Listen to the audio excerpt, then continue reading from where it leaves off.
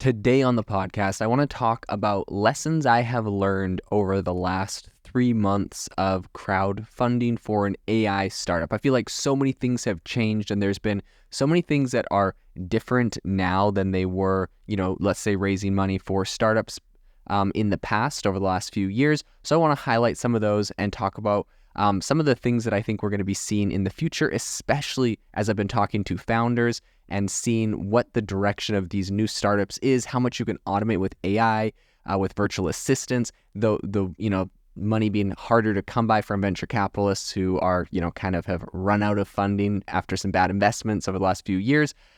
There's so much that has changed, so I want to highlight all of that. And all of this is in light of the fact that there is only 7 days left of my crowdfunding campaign. If you've been listening to the podcast for the last few months, you've known that I have been raising money on Republic. If you're interested, you can go to republic.com/AI-box. I'll leave a link in the show notes to check it out.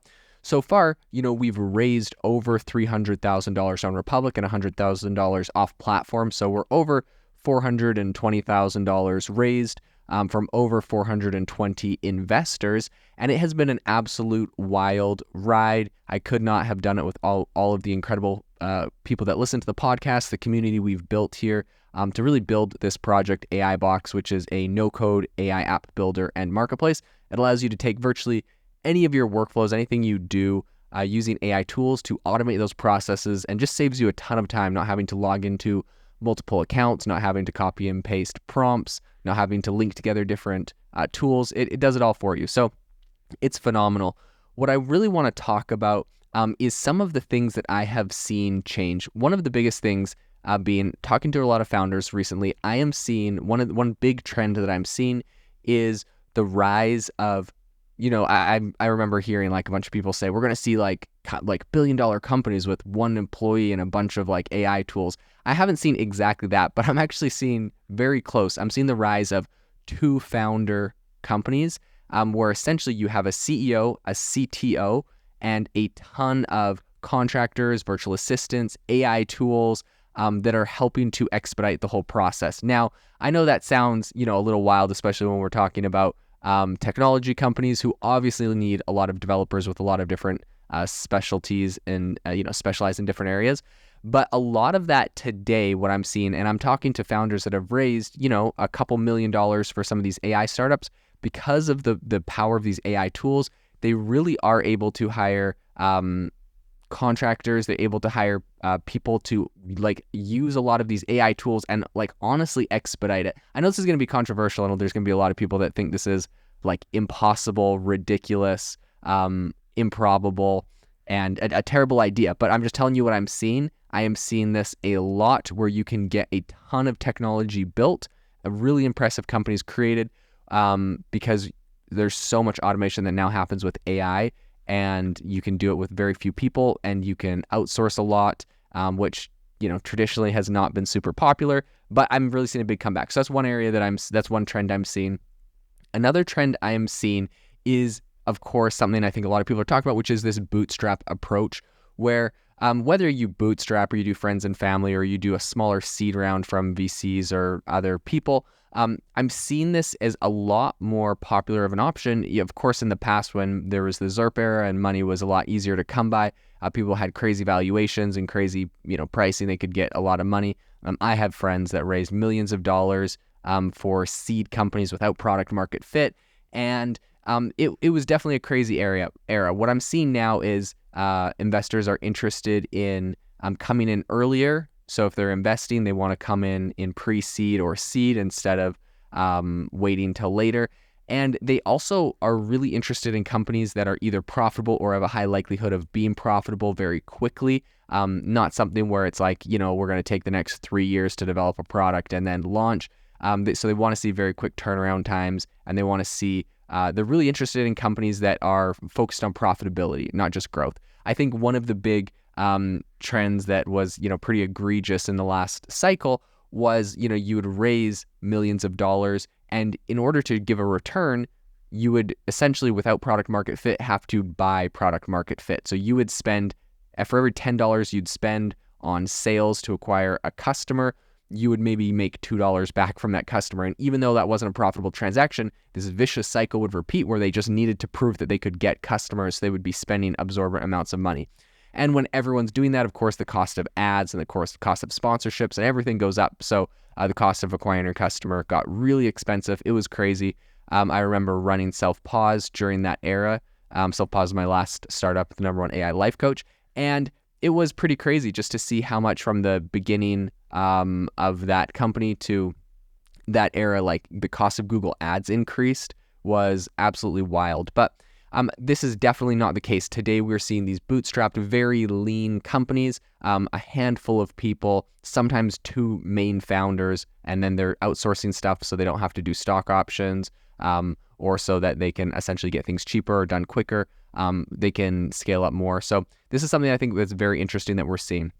One thing that I will say I think is an absolutely incredible thing that I have personally seen, and I know this is not everyone's path, but I'm seeing this trend definitely a lot more where as you're kind of doing this bootstrapped approach or this more lean approach, people are also looking for organic media as being a bigger and more important piece of the puzzle. So, and I've also talked to investors that say this is very important for what they're investing in, and that is companies that are they have built-in distribution. So that's founders that are either, you're big on Twitter or you're big on LinkedIn or you're big on YouTube or you have a big podcast or some medium that you can reach your target audience is really, really important and is incredibly beneficial. I think about this podcast and, I have over 2 million podcast downloads last year. This is phenomenal reach of my customers, the community, the feedback I've been able to get from everybody listening has been, so incredible for helping to build the platform and make it something that I know is going to be used. When I have, 2 million listens and I have people leaving me comments and sending me messages and sending me DMs on LinkedIn with the features they would like to see, what they would like to use it for. This is, it's so much more appealing, I think, for an investor coming in. But beyond that, it's really helpful for me to make sure I'm creating a product that's great. And then as soon as we have this ready to launch, we have a large audience that's excited about the product that we can share it with. This is a trend that, of course, this is something I've seen with our own product, AI Box. The AI Chat podcast has done phenomenal. We have AI Applied. We have AI Hustle. We have a number of podcasts that have really great reach, right? They're all ranked. They're all top-ranked podcasts. AI Chat is a top-ranked technology podcast, very competitive category. AI Applied is a top-ranked business news podcast in the top 20. AI Hustle is a top-ranked entrepreneurship podcast, again, a competitive category. And all of this is possible and creates essentially really, really awesome community. So this is something that's worked well for us, but I also see this as a big trend where startups are looking at starting their own podcasts. I've even had, talked to startups that have said that they're encouraging every single senior role and every single employee in their company to tweet multiple times a day or post on X.